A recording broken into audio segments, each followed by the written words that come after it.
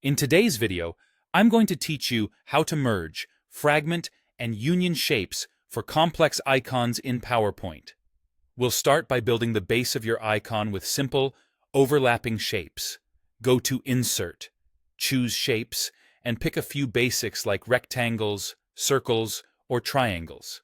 Place them so they overlap in the areas you want to keep or remove later. Small overlaps give you fine details. Larger overlaps create bold, simple silhouettes.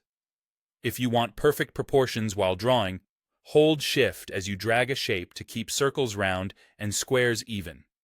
Next, select all the shapes you want to combine. Hold Shift and click each one.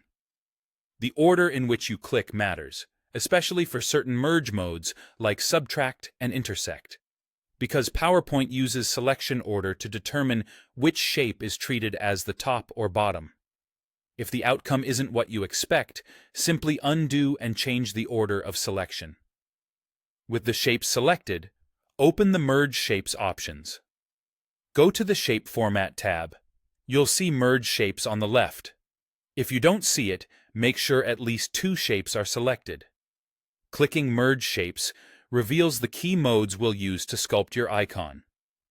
Union combines all selected shapes into one continuous shape, removing internal lines. This is great when your overlapped sketch already looks like the final silhouette and you just want a single, clean object. Fragment breaks everything into multiple pieces wherever shapes overlap. Use this when you want precise control, like cutting out segments or isolating small facets. After fragmenting, you can delete or recolor individual pieces. Intersect keeps only the overlapping areas and discards everything else. This is perfect for extracting a shared shape formed by two or more objects. Subtract removes the top selected shape from the one beneath it. Use this to punch holes, create cutouts, or carve notches.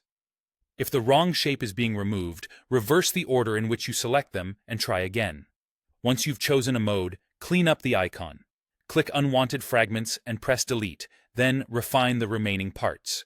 Use the corner handles to resize while holding Shift to keep proportions steady. Nudge with the arrow keys for pixel-precise adjustments. Finally, style the shape for a polished look. Apply a fill color, adjust the outline, or remove it for a flat icon feel, and consider using a subtle gradient or a brand color to make it pop. You can also add a slight shadow for depth, but keep it minimal so the icon stays crisp. That's it. Simple shapes transformed into a professional icon using Merge Shapes.